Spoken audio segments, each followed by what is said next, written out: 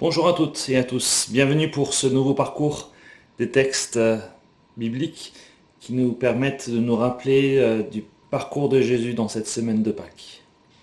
Hier j'ai mentionné que sur le lundi et mardi, Jésus était intervenu plusieurs fois pour enseigner, répondre à des questions piégées, mais Matthieu ne mentionnant pas d'éléments temporels précis, il est possible que tout puisse n'être que sur le lundi. Malgré les quelques indices dans les textes, il est difficile de trancher complètement. En tout cas pour moi, aujourd'hui. En effet, deux solutions sont possibles. Soit nous plaçons la Pâque le jeudi, soit le vendredi, mais en aucun cas cela est possible le samedi.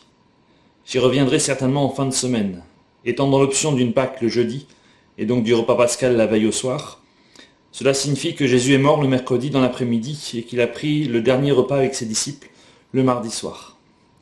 Libre à chacun de penser quel jour convient le mieux au regard des textes, pas toujours facile à comprendre. Mais le principal n'est pas le jour, mais ce que Jésus a fait.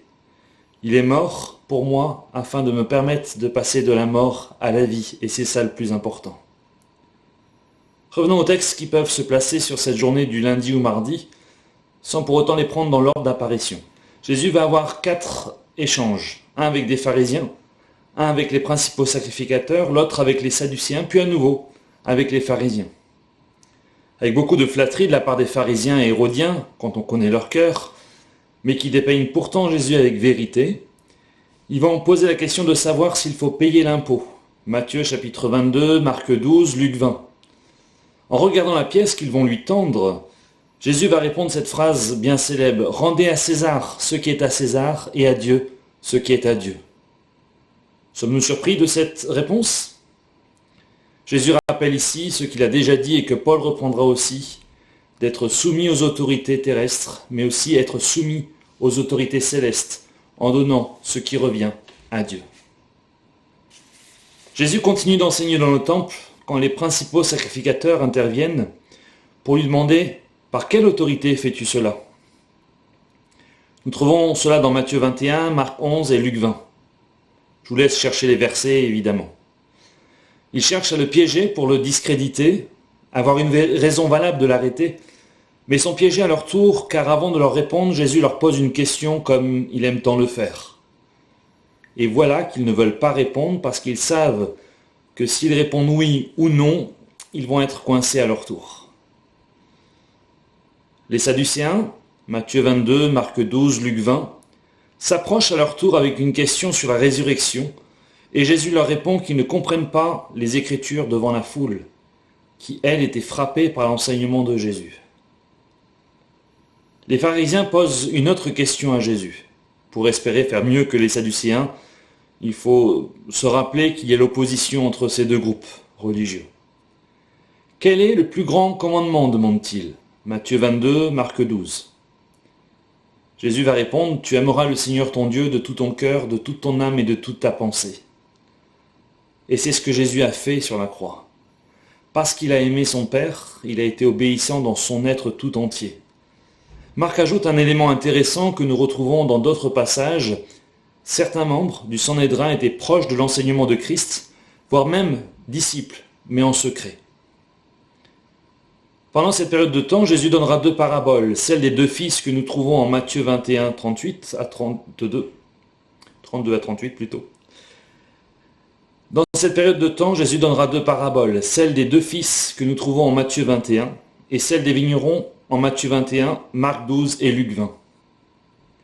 Jésus s'adresse là aux principaux sacrificateurs et aux pharisiens.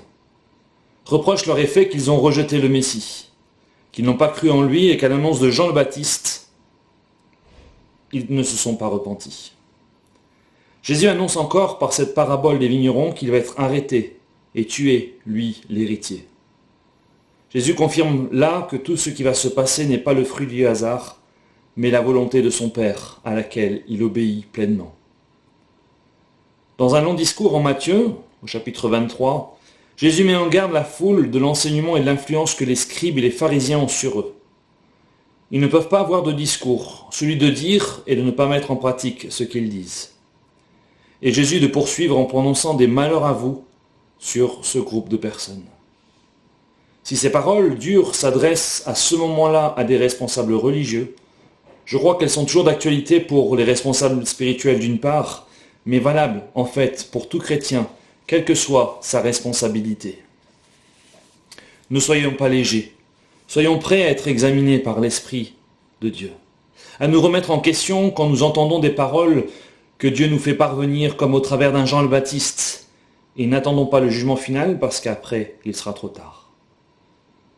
Je ne vais pas pouvoir m'attarder sur les autres passages, mais nous trouvons encore la prophétie de Jésus sur la destruction de Jérusalem, Matthieu 24, Marc 13, Luc 21, et des textes uniquement dans Matthieu à partir du chapitre 24, verset 45 à 25, verset 46, qui traitent des paraboles du bon et mauvais serviteur, de la parabole des 10 vierges qui nous rappelle d'être prêts après quoi il est trop tard, puis de celle des talents et de finir par le jugement des nations. Je vous invite à relire aussi tous ces textes. La pression monte. Les principaux sacrificateurs sont déterminés à arrêter et faire mourir Jésus qui les dérange de plus en plus. Matthieu 26, Marc 14, Luc 22. Cependant, craignant la foule, ils ne voulaient pas faire cela avant la fête de Pâques qui arrive. Matthieu 26 et Marc 14 nous rapportent ensuite cet épisode du parfum versé sur la tête de Jésus. Il faut reconnaître que nous avons un peu de mal à le placer chronologiquement dans le parcours de Jésus, en tout cas moi, mais le plus important reste ce geste que cette femme inconnue a réalisé, verser du parfum sur sa tête, sur la tête du Messie. Et Jésus va lui-même interpréter cela comme un geste en avance pour sa sépulture. Le texte ne nous rapporte pas la réaction des disciples après les paroles du Maître, mais Jésus parle de plus en plus ouvertement de sa mort imminente. Cette période se termine par la résolution de Judas de livrer Jésus en allant s'entendre avec les responsables religieux. Le sort en est jeté. Matthieu 26, Marc 14 et Luc 22. Vous aurez peut-être remarqué que l'évangile de Jean n'a pas été nommé dans ces 2 jours. En effet, Jean se concentre sur le temps de la passion, c'est-à-dire les derniers instants de Jésus avant d'être livré jusqu'à sa mort. Il va consacrer une bonne partie de son évangile à cela, car son but est de montrer que Jésus est l'agneau de Dieu, l'agneau pascal, afin de nous faire passer de la mort à la vie. Bonne continuation dans la méditation des textes bibliques, et à demain, nous arrêterons sur la passion, l'arrestation et la crucifixion de Jésus.